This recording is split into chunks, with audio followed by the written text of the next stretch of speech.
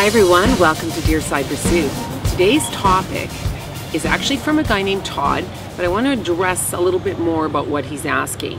He's asking how much you have to sacrifice to be in a good relationship. And really, you shouldn't have to sacrifice too much to be in any relationship, but I kind of understand where he's going with this.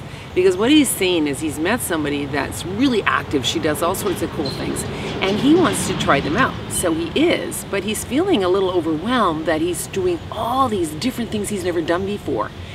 And so he wants to know, how much is too much? And is it right for you to, have to do something to be in somebody else's life so that you fit in with them? So, a very convoluted question, and I will address it in a couple of ways here. First of all, it's always great when you meet somebody new that you can try new things. That's what's great about dating. All of a sudden somebody might introduce you to something you never even thought possible that you would want to do or that you could do. So that's a really good thing. What you don't want to get into is where you are doing everything to satisfy them.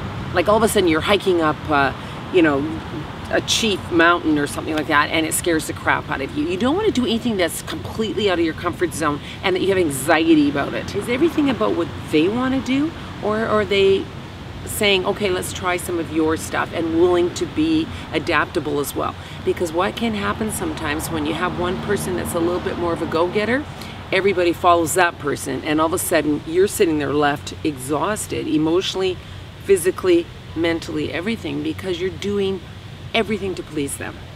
So there is a happy medium in a case like this.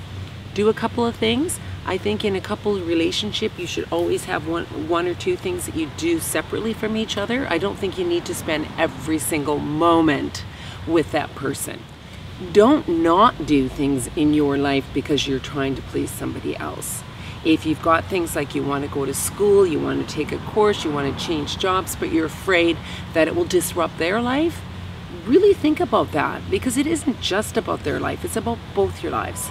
You both need to give things to each other and to be able to compromise. And unfortunately, sometimes what happens, it doesn't end up being a compromise and you end up doing everything for them.